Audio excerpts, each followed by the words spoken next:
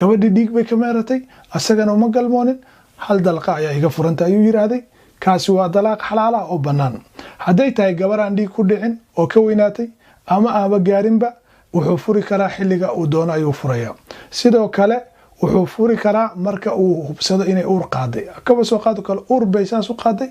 uu hubsaday markaasna uu furi karaa furitaanka bidciga muxuu yahay hadaba waa kan cagsigiisa waa kow inuu furo ayadoo dhiig qabta gabadh dhiig qabta in la furo xaraan weeye mana banaana laakiin ma dhici doono dib ayaanu ka sheegi doonaa inuu furo ayadoo dhiig ka qubaysatay isla markaana uu galmoodo inuu dalqadaha isu raaciyo yiraahdo 3 iyo 2 iyo waxbaad iga furantahay oo hal mar isu wada raaciyo hadaba su'aalaha ugu badan ee dadku mataqaana furitaanka ka weydiiyaan waxay tahay furitaanka marqaati ma loo shardiyaa ma inuu marqaati jooga marka gabadha la furayo maya looma shardiyo marqaati in gabadha xataa la ogeysiiyo ay og tahay in la furay shardi ma ahan ninka go'aan buu kaliis ka soo gaari karaa wuxuu dhigi karaa waan ku furay markaas ayuu sheegi karaa wuxuu leeyahay waan ku furay fariin message ama qoraal ama whatsapp ama waxaan hadda maanta la isticmaalo ma la isku furi karaa oo furitaanka ku dhacaya waa la isku furi karaa waana qaybta la yiraahdo kinaaya ayaa la yiraahdaa laakiin waxa loo baahan yahay qasdi ujeedo sidoo kale waxa fiican in la iska hubiyo rag waxa la sheegay in mobilada inta laga qaaday dumarkoodi lagu furay meeshaasna fitan ka dhacday marka iska hubiya mobiladiina inaan la isticmaalin oo mataqaana xaasaskiina la idinka furin haddii ninkii uu inkiro badanaa wax dhacdo labada qof oo isqabta marka ay murmaan ay hadalka isku badiyaan inuu ninka yiraahdo waan ku furay hadhowtii uu inkiro yiraahdo anigu ma oranin marka yaa la maqlaya maxaa la sameynaya haddii uu ninka inkiro asaga ayaa la maqlaya laakiin hadday marqaati jiraan oo ay ku cadeeyaan inay mataqaana uu arrintaas ku dhawaaqay markaas warkiisa waxba kama jiraan dalqadina way dhacaysaa hadduu been sheegayna ilaahay subxaanahu wa tacaala ayaa la xisaabtamaya su-aasha kale waxay tahay gabadha haddii 3 hal mar lagu furo ama 2 lagu furo maxaa la sameynaya maxaase laga soo qaadaya mas'aladan waa isku khilaafay waxaana fiican in loo eego dadka xilliga ay nool yihiin iyo furitaanka sida ay u sahladaan maanta oo kale haddii casriga nool lahay badan tahay in gabdhaha 3 lagu furo nin kastoo yiraahdo 3 ay ga furan tahay ay arintaas caadi iska noqoto la ilaalin waayo mataqaana ahkaamti iyo guurki iyo guriga la ilaalin waayo ragga waa lagu ciqaabaya waxa la leeyahay 3 waa kaaga dhamaatay gabadhana ma ku soo laaban kartay ilaa nin kale ay guursato si mataqaana loo kor loogu qaado ilaahay aayaadkiisa oo aan loogu jeesjeesin oo aan loogu ciyaarin haddii ay tahay mar iyo dhif wax dhaco waxa laga soo qaadaya hal ayaa laga soo qaadaya walow culimada ay qabaanba in mar walba 3 hadii lagu furo ama 2 lagu furo lisraaciyo hal dalqad laga soo qaadayo laakiin waxa fiican in la fiiriyo siyaasad sharciye wax la yiraahdo in la fiiriyo ayaa fiican oo mataqaana la isku dheelitiro haddii la furo iyadoo dhiig qabto furiinkaas ma dhacaya arintaasna culimada way isku khilaafeen qaar waxay leeyihiin uu dhacaya sida culimada u badan yihiin ayagoo sheegay inaysan banaanayn in la furo laakiin uu dhacaya ayay leeyihiin maadaama ay arintaas dhacday culimada qaarna waxay yiraahdeen arintaas ma dhacayso oo gabadha dhiig qabta hadii la furo waa bidci saxna ma ahan waxaana lagu furay wuxuusan ilaahay subxaanahu wa tacaala raalli ka ahayn waxaadna moodaa culimadaas inay ayaga naftirkooda aad iyo aad u xoog badan yihiin gabadha ayadoo uur leh ma la furi karaa waa banaan tahay waa la furi karaa gabadha ayadoo uur leh muddada ciddada waxa la yiraahdaa gabadha marka la furo waxa ay tirsato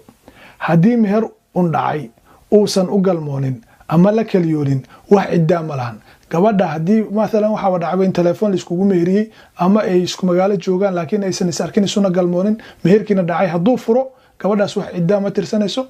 markuu saa u furaba nin kale horay way ka guursan kartaa haddii mataqaana uur leedahay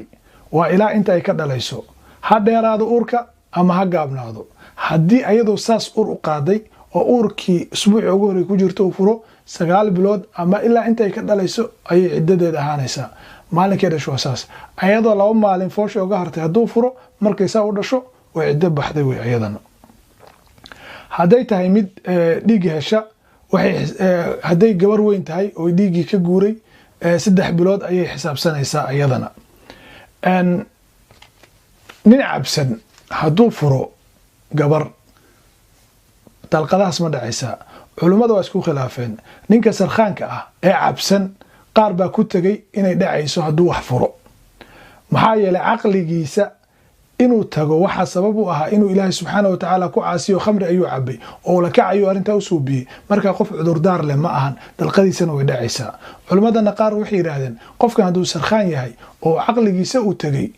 dalqadiisa ma dhacayso halkan waxaa loo baahan yahay in ayadana la isticmaalo siyaasa sharciya haddii rag badan ay khamrida oo xaaraan oo ilaahay subxaanahu watacaala ka xaaraantimeeyey ay cabitaankooda badsadaan gabdhihiina ay ku ciyaaraan oo ay mar walba yidhaahdaan waa cabsanaa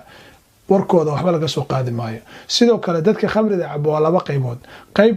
tal noqota oo waxa ay ku hadlayaan iyo waxay sheegayaan aan aqoonin iyo qayb normaal iska ah oo caqligooda joogo oo xisaabtamaya oo khamrida markuu iibsanaya yaqaano oo gurigii soo galay oo furihii yaqaano oo wax walba de maskaxdiisa ay joogto laakiin xoogaa khamri ku jirto kaas dalqadiisa asagana way dhacaysaa ilaahay subxaanahu watacaala waxaan uga baryaynaa inta balwada leh ee khamrida cabta inuu ka hagaajiyo waxaa kuu soo hartay haddii saddexdii dalqadood dhammaadaan oo ninkii iyo gabadhii ay u kala dhammaato maxaa xal ah xalka keliya waxa weye horta labadaas qof iskuma soo laaban karaan xaaraan ayay kala yihiin wixii markaa ka bilowda waxaa soo haray gabadha inay iskeed nin kale u guursato iskeed usoo kala tagaan kadib hadday isdamcaan oo isguursan karaan meher cusub iyo nikaax cusub laakiin lama ogola in khiyaano la suubiyo oo jid kale lasoo maro islamarkaana marmarsiya looga dhigto in uu qof saaxiibka ah kuusoo xalaalay isoo xalaalay ayaa la yidhahdaa arrintaas waa arrin xaaraan ah oo maqtaca nabiga calayhi salaatu wasalaam uu xarimay wuuna nacladay dadka saa suubiya fasaq ayaa kuusoo haray gabdho badan waxay weydiiyaan sheekhow ninkii 2 sano waa iga maqan yahay sheekhow ma isfasaqi kara walaal isfasaqaada fatwo ma ahan sheekh ku fatwoon kara isfasaqaada ma jiro waa inaad maxkamad martaa waa inaad qaali u tagtaa waa in layna kala saaraa waa inay arrintaas galaan dad adigana ku yaqaan ninkana ku yaqaan isla markaana dacwadiina oogi kara laakiin sheekh kaa maqan iyo wadaad midna toona fasaqaad kuma fatwoon karo ilaahay subxaanahu watacaala waxaan weydiisanaynaa inuu furitaan ka yareeyo inuu ilaahay subxaanahu watacaala lamanaha isjecel isu wanaajiyo in ilaahay subxaanahu watacaala dadka uu ka qabta dhibaatada wassalaamu calaykum waraxmatullaahi wabarakaatuh